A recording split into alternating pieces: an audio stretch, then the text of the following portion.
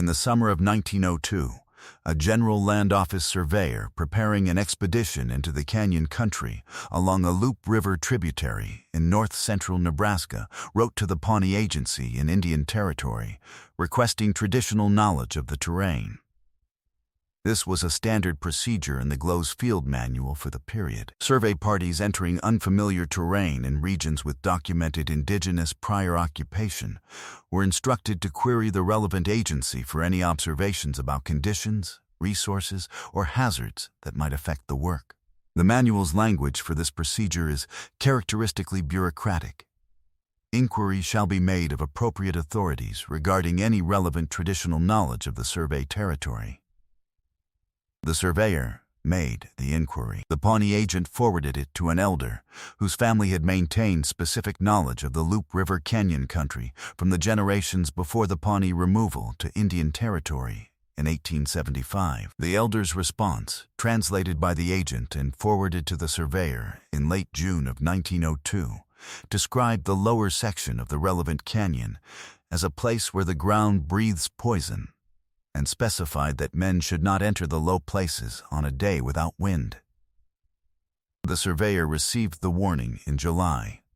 He entered the lower canyon with 3 associates in September, during an unusually still and windless week that local ranchers later described as the calmest stretch of weather they could remember in years.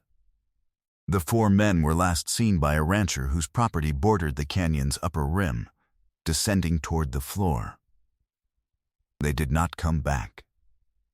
I came to this through the GLO investigation record, which I found while researching something else entirely: the land survey history of a specific section of Cherry County, Nebraska, for a project on the General Land Office's survey methodology in the Sand Hills region. The investigation record is in the National Archives, Record Group 49, and it is slim: 3 pages. A list of names, a summary of the search conducted, and a final notation that the party had met with a misadventure of unknown character, the specific circumstances of which could not be determined from the available evidence. That notation is from November 1902, 6 weeks after the party's disappearance. It is the last official entry in the file. What made me read it more carefully than I otherwise would have was a single line near the end of the search summary, describing why the search had not entered the lower canyon floor. Search party member reported gas odor at canyon entrance and declined to proceed into lower section. Gas odor at the canyon entrance. The search party detected something that made one of its members decline to proceed. That detail is in the file and not commented on. The case was closed without a finding, and the file contains no indication that anyone returned to the lower canyon or examined the gas odor report in the context of what the surveyor had been told in June.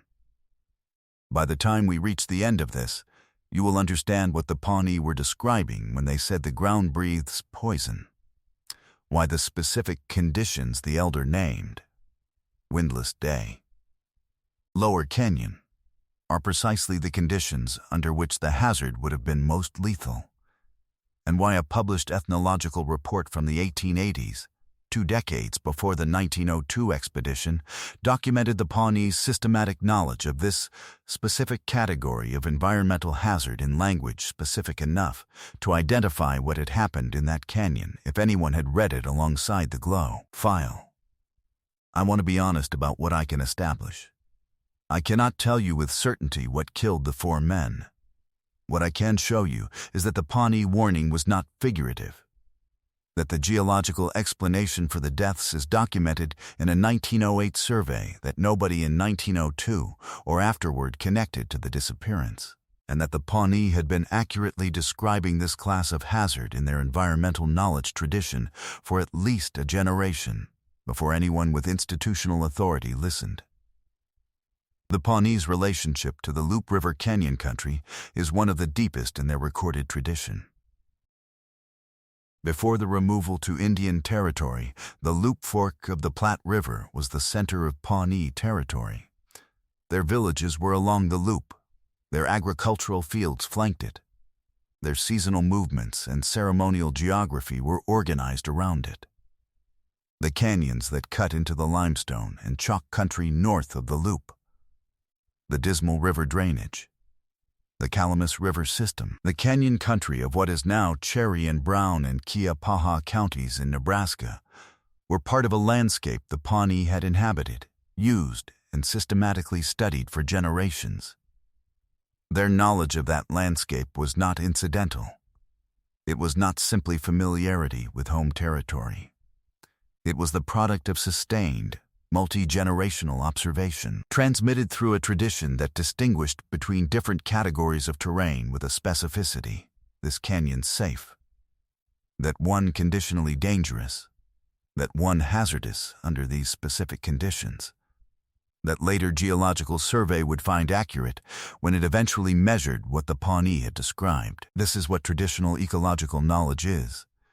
At its most functional, not legend about the land, but observation of the land, transmitted with the specific conditions and caveats that make the observation actionable.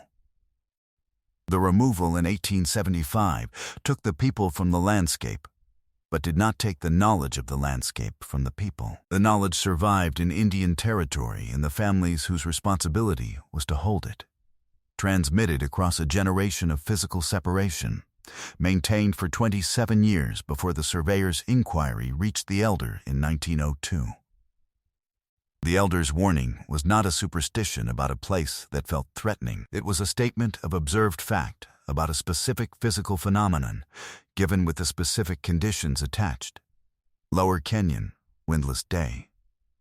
Exact location. Exact conditions. The institution receiving it lacked the framework to recognize the precision. Consider what the elder's phrase "where the ground breathes" poison describes in geological terms. The canyon country of north-central Nebraska sits above Cretaceous-era coal measures, thin but real seams of coal and carbonaceous shale that underlie the chalk formations of the Niobrara and the sand of the Sand Hills. Where those coal measures approach the surface, and where geological faulting or erosion has created pathways from the coal seams to the surface, natural gas, primarily methane, seeps from the ground. This phenomenon is documented throughout the Great Plains, wherever coal-bearing strata come near the surface.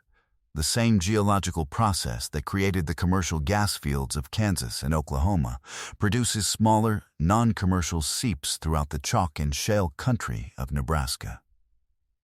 In open terrain, with any air movement, the methane disperses immediately and presents no hazard.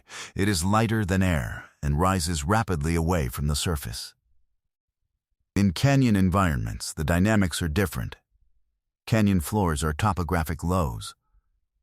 Air circulation in a narrow canyon is restricted at the best of times, and on still days it can approach zero. Methane that seeps from the coal measure outcrops in the canyon floor does not rise freely. It accumulates in the floor depression, mixing with the stagnant air at the lowest elevations of the canyon. Over hours on a windless day, the concentration builds. It builds without warning, without visible sign, without odor. Methane is odorless. What happened in that lower canyon in September 1902 was not unusual in the geological sense. It was the ordinary behavior of a methane seep in a confined canyon on a still day. What was unusual was that 4 men entered that environment without understanding what it was. The elder had described it precisely. The lower canyon, the windless day, the poison the ground breathes. The surveyor had the description in July. In September, he walked into exactly the conditions the elder had named, and so did 3 men whose names the glow file records, and whose families presumably waited for a return that did not occur. This is the part I keep returning to. Because the Nebraska Geological Survey conducted a field survey of that same canyon system in 1908, 6 years after the disappearance. The survey's published report covers the county's mineral resources and makes no reference to the 1902 disappearance. The unpublished field notes from the survey, held in the University of Nebraska State Museum's Geological Archives in Lincoln, contain a notation about the Lower Canyon section that is specific enough to account for both the disappearance and the elder's warning. Natural gas seeps of considerable volume observed in the canyon floor depression, lower section, emanating from exposed coal measure outcrops. Concentration on still days potentially hazardous to persons remaining at floor level without precaution. Not entered on still days during this survey. Not entered on still days during this survey. The Nebraska Geological Survey team knew not to enter on still days, apparently from prior experience or instruction. The 4 men in 1902 entered on a still day because the GLOW survey manual did not include "Do not enter methane-bearing canyon systems on windless days" in its field instructions. The elder's warning included exactly that condition. The surveyor had the warning in July and did not treat it as the specific, chemically accurate observation it was. The Indian agent's follow-up report is in the Bureau of Indian Affairs records at the National Archives, Record Group 75, filed 3 months after the disappearance, in November 1902. The agent had forwarded the elder's warning to the surveyor in June. By November, he had learned of the disappearance. His report describes the sequence: the warning, the dismissal, the disappearance, and adds his own assessment in language that is the most direct statement in the entire documentary record. He quotes the elder's phrase where the ground breathes poison and writes, "I am now of the opinion that this phrase was not figurative. I believe the elder was describing a genuine physical phenomenon of which the Pawnee people had traditional knowledge, and that this knowledge, if it had been properly credited, would have prevented the loss of the survey party, not figurative. A genuine physical phenomenon, properly credited." The agent understood what had happened. His report is 3 pages long and was filed in a biocorrespondence folder in Washington. The GLOW file that contains the original warning and the investigation record is in a different record group. The 2 files have never been cited together in any published account. The 1880s ethnological record is the document that shows this was not a single, isolated observation by one elder in 1902. In the published fieldwork of an ethnologist who worked with Pawnee communities in Nebraska and Kansas in the 1880s, work published in the Smithsonian's Annual Report of the Bureau of American Ethnology for 1886, a publication that is in every major research library in the country, there is a section on Pawnee environmental knowledge that documents exactly this class of hazard. The author notes that Pawnee informants described specific categories of terrain in their traditional territory as hazardous in ways that differed by season and weather condition, not uniform danger, but condition danger, specific to specific combinations of location and circumstance. Among those categories were canyon floor sections in the Loup River drainage country, where the air in the low places on days without wind was known to kill animals and occasionally people who remained for an extended period, a phenomenon the Pawnee attributed to what the ground releases in those places. The author documents this as systematic environmental knowledge, not superstition or ceremony. The Pawnee informants knew which canyons, knew which sections of those canyons, knew which weather conditions, and knew the duration of exposure that crossed from safe to dangerous. This is empirical epidemiology encoded in traditional knowledge, the product of sustained observation across generations of people who used that landscape and who had noticed, documented in their own traditions' terms, and transmitted the observation of a real and lethal physical phenomenon. The 1886 report was published 16 years before the 1902 disappearance. It was in the library. The GLOW's survey planning for the 1902 expedition did not consult it. Because the GLOW's survey planning did not include systematic consultation of published ethnological literature as a standard element of expedition preparation, it consulted Indian agents. But the Indian agent's role was to forward the warning, not to evaluate it. Nobody in the chain from the elder to the surveyor had the framework to recognize a conditioned environmental warning as a geological description. The wider pattern is not unique to the Great Plains. The Crow and the Blackfoot maintained specific warnings about terrain in the Yellowstone region, where hydrogen sulfide from volcanic activity creates toxic atmospheric pockets in low wind conditions. Warnings documented by fieldworkers in the 1870s and 1880s and consistently dismissed as ceremonial superstition until the geological character of the Yellowstone hydrothermal system was properly understood in the 20th century, at which point the traditional warnings were found to have been accurate descriptions of a real chemical hazard with real meteorological conditions attached. The Maka and Quinault on the Pacific coast maintained traditional warnings about specific coastal caves where volcanic CO2 seeps created hazardous conditions in enclosed environments. Warnings that Pacific Coast geological surveys in the early 20th century confirmed were based on accurate observation of real phenomena that in at least 2 documented cases in the early survey period had killed dogs belonging to survey parties who had not been told where not to go. The Shoshone maintained knowledge of arsenic springs in the Great Basin that they described in traditional language as killing water. Warnings that were initially cataloged by ethnologists as ceremonial taboos concerning specific bodies of water, and later found to be accurate descriptions of arsenic and mineral toxicity. Accurate enough that in some cases the specific springs named in Shoshone tradition were found by geological survey to have arsenic concentrations far above safe exposure levels. The Arapaho maintained warnings about specific terrain in the Colorado High Country that 19th century geological survey eventually identified as concentrations of radon gas emanating from uranium-bearing granite formations. In each case, the traditional knowledge encoded a specific, accurate environmental observation, specific location, specific conditions, specific hazard, in language that its institutional recipients lacked the interpretive framework to recognize as empirical. The framework they lacked was not complicated.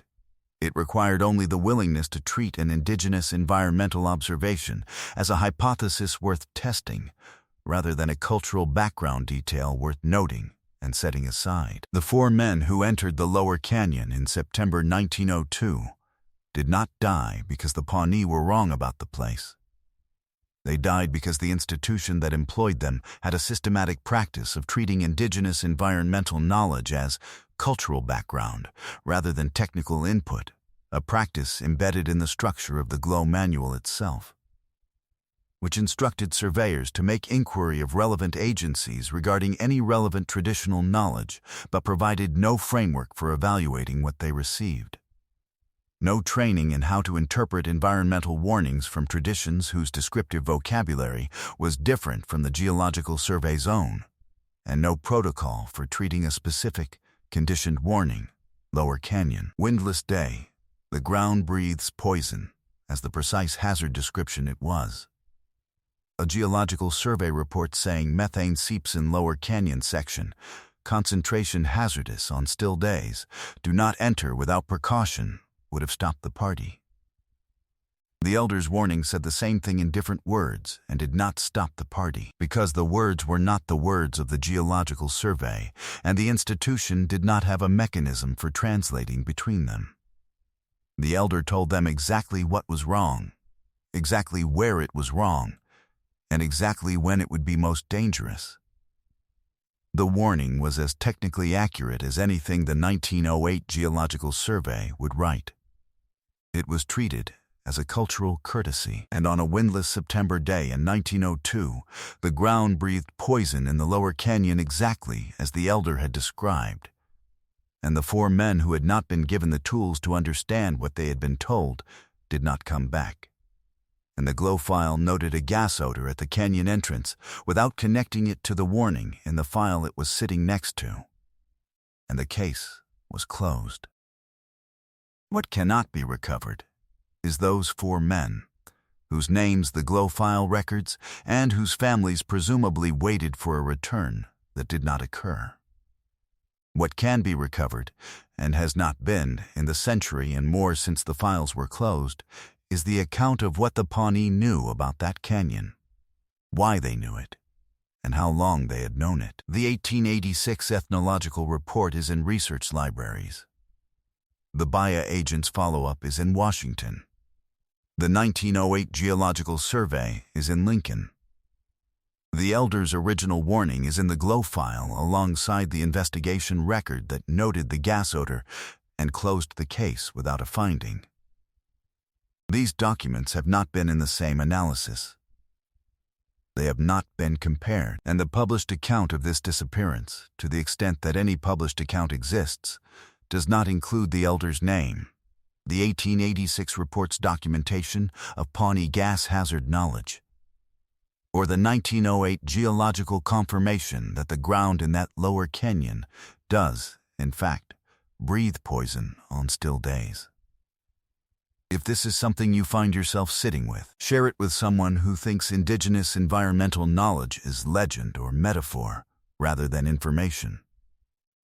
Because the elder described a real chemical phenomenon in the only vocabulary his tradition offered him, with a specificity that included the conditions under which the hazard was most acute. He was right. The four men were not.